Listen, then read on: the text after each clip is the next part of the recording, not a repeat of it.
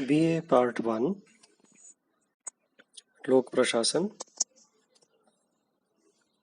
Paper number 2 भारतीय लोक प्रशासन। हम अपनी चर्चाओं में इन दिनों प्रधानमंत्री की शक्तियां एवं कार्यों को समझ रहे हैं। हमने अपनी पिछली कक्षा में प्रधानमंत्री और संसद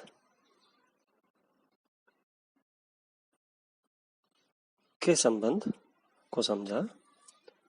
हमने समझा कैसे प्रधानमंत्री गंभीर मामलों और संसद में उठने वाले प्रश्नों का जवाब देने में शामिल होते हैं।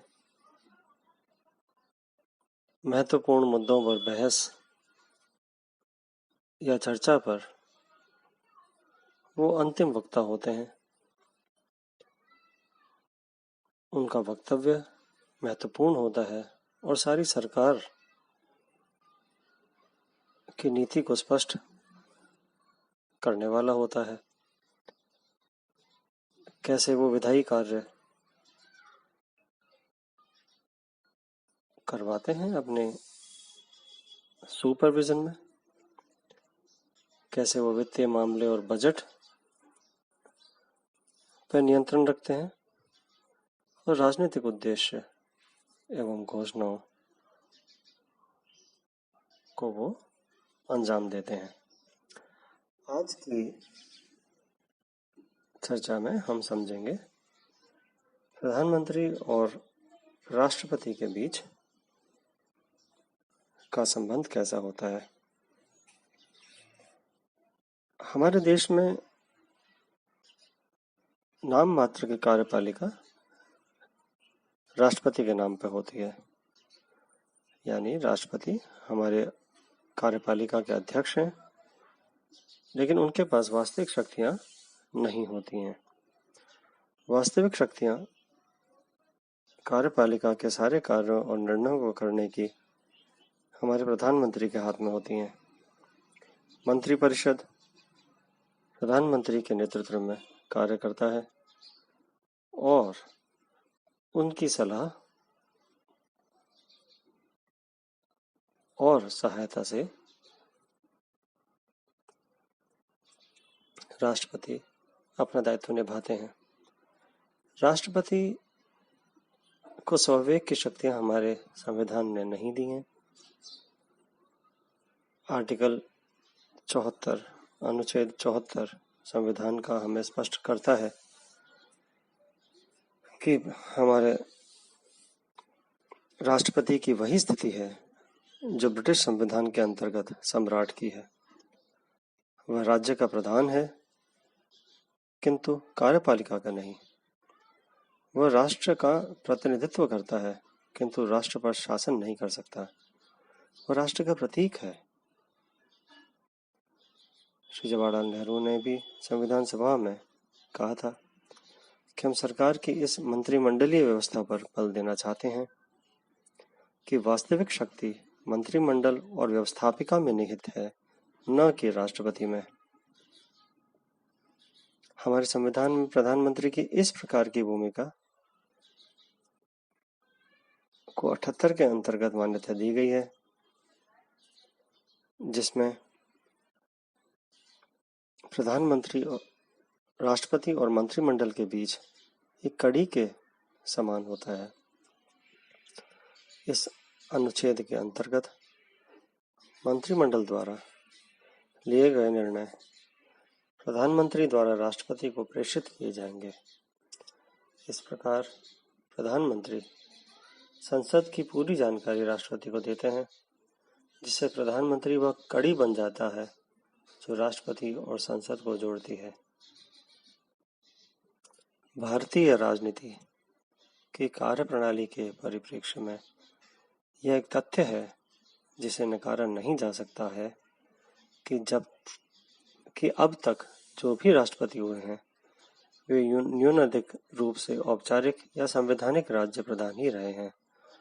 उन्होंने अपनी स्थिति को चाहे अनचाहे स्वीकार किया है।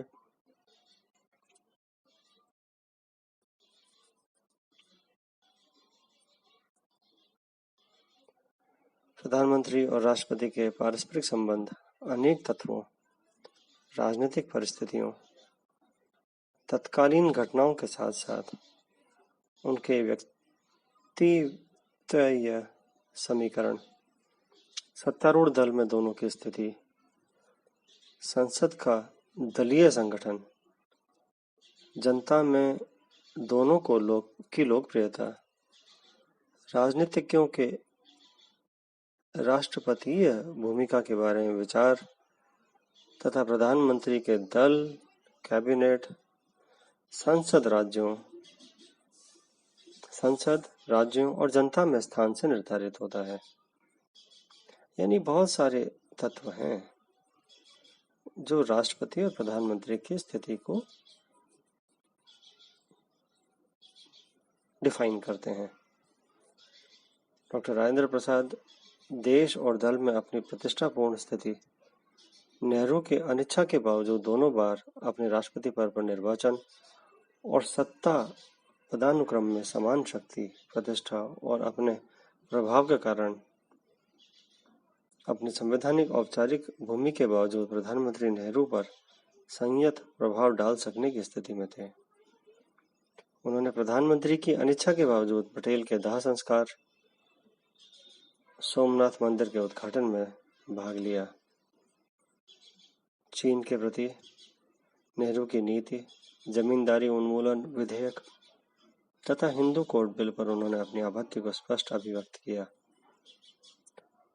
उनके बाद डॉक्टर सर्वपल्ली राधाकृष्णन एकमात्र ऐसे राष्ट्रपति थे जिन्होंने अपने 5 वर्ष के शासनकाल में 3 प्रधानमंत्री, नेहरू, शास्त्री और इंदिरा गांधी के साथ राष्ट्रपति के रूप में कार्य किया था। नेहरू के अंतिम दिनों में चीनी आक्रमण के पश्चात उनकी विदेश नीति की असफलता, पराजय से पतित लोकप्रियता तथा शारीरिक अक्षमता के कारण जब प्रधानमंत्री की सत्ता धुंधली पड़ने लगी तो सत्ता का केंद्र बिंदु प्रधानमंत्री से राष्ट्रपति राधाकृष्णन की ओर परिवर्तित होने लगा था। भारतीय नेतागणों ने उनसे मिलना और परामर्श करना बढ़ा दिया था। 1962 में सुरक्षा मंत्री कृष्ण मेनन की कैबिनेट से बाहर करवाने में राष्ट्रपति राधाकृष्णन ने अत्यंत महत्वपूर्ण भूमिका अदा की थी। शास्त्री जी के कार्यकाल में राष्ट्रपति डॉक्टर राधाकृष्णन का प्रधानमंत्री पर संयत प्रभाव स्थापित हो गया था, जबकि प्रधानमंत्री राष्ट्रपति को प्रभावित करने में असमर्थ रहे। राष्ट्रपति की शैक्षणिक विद्वता, विदेश यात्राएं, विशेषकर रूस और सुब्रमण्यम और अलगेसन के त्यागपत्र पर मध्यस्थ की महत्वपूर्ण भूमिका एवं सरकार की सार्वजनिक आलोचनाओं में राष्ट्रपति के संयत प्रभाव को परिलक्षित किया जा सकता है। श्रीमती इंदिरा गांधी ने 6 राष्ट्रपतियों, doctor Radhakrishnan, doctor Zakir Hussain, V Giri, Fakhruddin Ali Ahmed, Sanjiva Reddy और डॉक्टर ज्ञानी जैल सिंह के साथ कार्य किया था। श्रीमती गांधी के प्रारंभिक काल में राष्ट्रपति और प्रधानमंत्री दोनों ही परस्पर संयत या सीमित प्रभाव डाल सकने की स्थिति में थे। दल, संसद, कैबिनेट में प्रधानमंत्री की कमजोर स्थिति और अस्थिर राजनीतिक परिस्थितियों में गणतंत्र दिवस पर राष्ट्रपति ने सरकार की आलोचनाओं को उग्र कर दिया था। उन्होंने नंदा को गृह विभाग से न हटाने, आज आम निर्वाचन वर्ष में कैबिनेट में आमूलचूल परिवर्तन न करने के प्रधानमंत्री को परामर्श देकर अपने इस संयत प्रभाव का उपयोग किया था।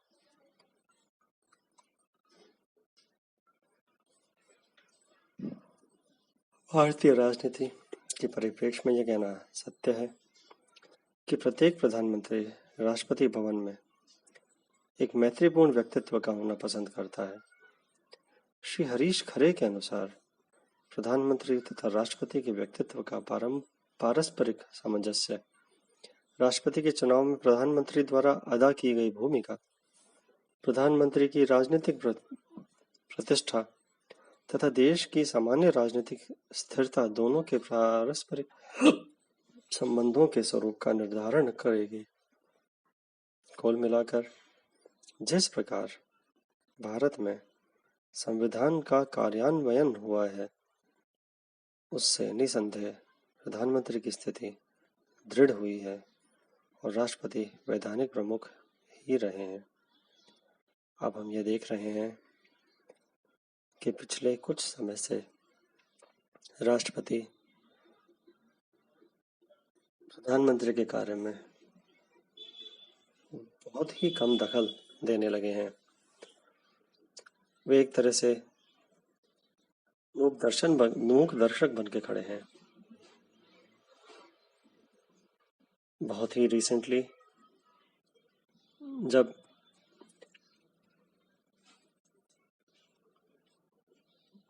पिछले ही दिनों में, करीब पिछले पखवाड़े में हम कह लें, जब फार्म बिल्स आए और राज्यसभा में बहुत विरोध हुआ, यह भी आरोप है कि राज्यसभा के स्पीकर ने तत्कालीन उस समय जो उप डिप्टी स्पीकर थे, उन्होंने नियमों के विरुद्ध उसको पारित करवा दिया। नियमों की अवहेलना हुई। ऐसे में तो राष्ट्रपति को एक हल्का सा संदेश दे करके संसद की गरिमा को बनाए रखने का निर्देश देना चाहिए था। यह अपेक्षा कोई ज्यादा नहीं है, क्योंकि राष्ट्रपति संसद के हिस्सा है। वे आकर उसे संबोधित करते हैं। वो देश के कार्यपालिका के अध्यक्ष हैं। लेकिन हम यह बिना रिकॉर्ड पे आए यह कह सकते हैं कि हो सकता है राष्ट्रपति प्रधानमंत्री के प्रभाव में हो, क्योंकि प्रधानमंत्री ने ही उनको निर्वाचन करवाया है। उन्होंने ही उनको चुना था अपने दल की तरफ से नेता। तो ये जो व्यवस्था है जिसके अंदर प्रधानमंत्री राष्ट्रपति को निर्वाचित करवाता है चुन करके, इससे ये खतरा पैदा होता है कि प्रधानमंत्री के दबाव में राष्ट्रपति मौन रहे हैं। इससे आगे हम इस चर्चा को प्रधानमंत्री और उनके दल के अंदर उनकी स्थिति के बारे में ले जाते हैं। प्रधानमंत्री अपने दल का यथार्थ में ही नेता होता है। प्रधानमंत्री से मतभेद होने पर दल के अध्यक्ष को सदैव मुंह की खानी पड़ती है। जैसे आज की स्थिति में हम देखते हैं कि प्रधानमंत्री अपने दल का जो अध्यक्ष हैं उनके ऊपर भारी हैं। दल के अध्यक्ष इतने बड़े नेता नहीं हैं जितने बड़े के प्रधानमंत्री हैं। नेहरू के समय में भी उनके प्रधानमंत्रित्व काल में आचार्य कृपलानी और पुरुषोत्तम दास टंडन जैसे शक्तिशाली दल के अध्यक्षों को झुकना पड़ा था। उस समय के तो जो अध्यक्ष भी थे वो भी मजबूत रीढ़ की हड्डी के होते थे। आजकल तो हम ये बात आज के राजनीतिक दल के अध्यक्ष के बारे में नहीं कह सकते। हाई कमांड ज्यादा शक्तिशाली होता है राजनीतिक दल के अध्यक्ष से। प्रधानमंत्री की भूमिका अपने दल में 3 तथ्यों पर निर्भर होती है। प्रथम, प्रधानमंत्री और दलीय अध्यक्ष में से किसने किसके चुनाव में क्या भूमिका अदा की है, यानी प्रधानमंत्री ने अध्यक्ष को चुनवाया है या अध्यक्ष ने प्रधानमंत्री को चुनवाया है।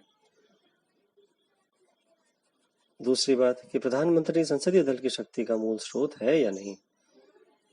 संसद में अगर संसदीय दल की सारी शक्ति प्रधानमंत्री के इर्द गिर्द घूमती है तो संसदीय दल का व्यवहार उन स्कूल के बच्चों के समान होता है जो अपने शिक्षक से डरते हैं तथा उसकी बात ध्यान से सुनते हैं।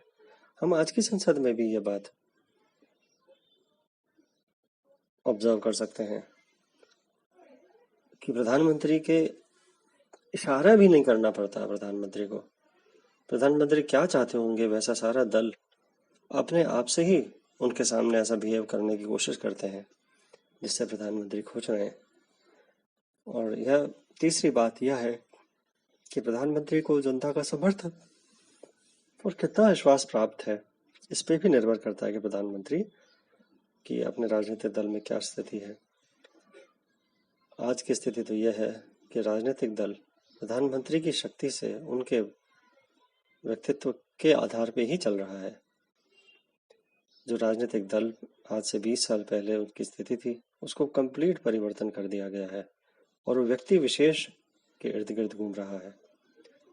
तो ऐसे में प्रधानमंत्री की जो दलीय स्थिति होती है वह बहुत स्ट्रांग हो जाती है, एक ध्रुव की तरह होती है। सारा दल उनके इर्द गिर्द और उनकी इच्छाओं के इर्द गिर्द चलता है। आज के लिए इतना ही। अगली चर्चा में नीति निर्माण पर बात करेंगे। धन्यवाद।